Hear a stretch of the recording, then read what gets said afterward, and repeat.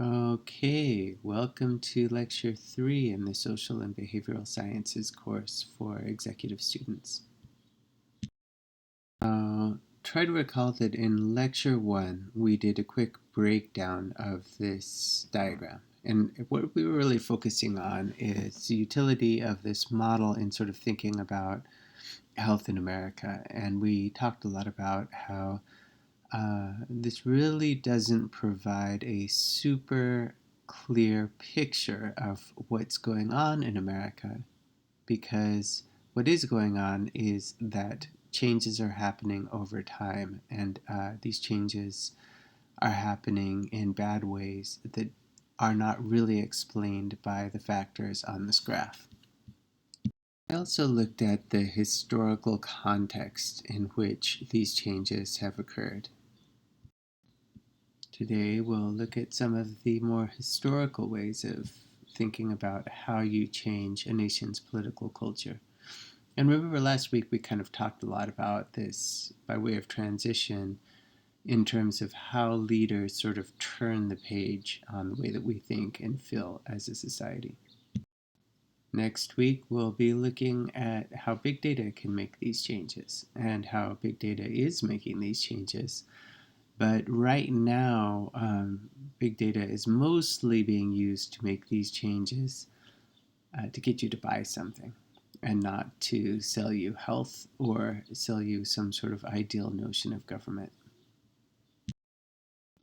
One key point in all of this is that there's always some third way of doing things. There's always some kind of chess move that you can make to change a policy. And we talked a little bit about how Chile had used some pretty clever strategies for implementing universal health care, for instance. We also talked about how Chile was able to just sort of get rid of all these cute little rabbits and action figures on their cereal boxes. And we talked about the political changes that were required for all of this to happen.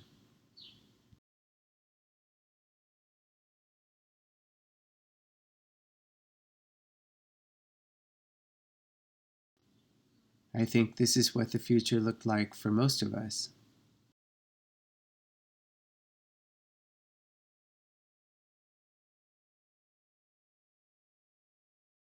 There were some problems with this, of course. Huge islands of garbage floating in the ocean, air pollution, global warming. But on a personal level, things were looking better. Here's a quick look at the same trash island from outer space.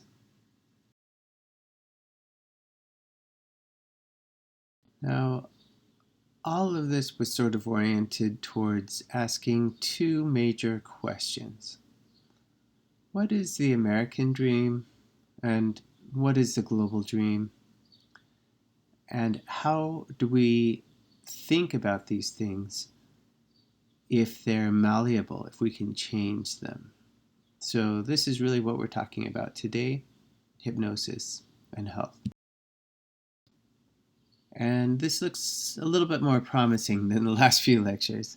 So what you're looking at here is San Francisco, and it might not be really recognizable to some of you because there's something here that is not here today, and that is a huge freeway running through the center of the city. This proved to be a very interesting experiment, and basically what had happened was a big earthquake happened in 1989, and the citizens of the city just basically decided not to rebuild the freeway. And they realized that they did pretty well without it.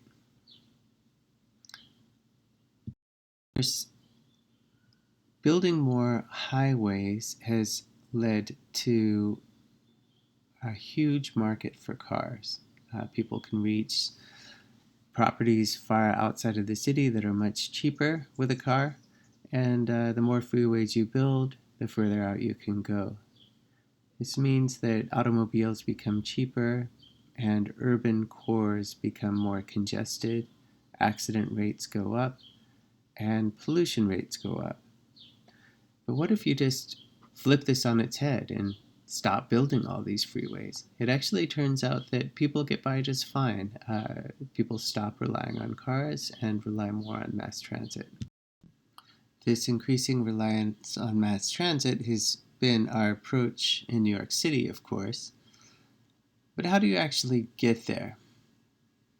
One thing that we'll be discussing in class is this radical shift in public attitudes towards gay marriage. And the determinants of this are not always so obvious. But this is a very, very dramatic story because these radical changes in the way that people view stigmatized or taboo social subject and turn it into something that's cool happened in a pretty short period of time, at least in historical terms.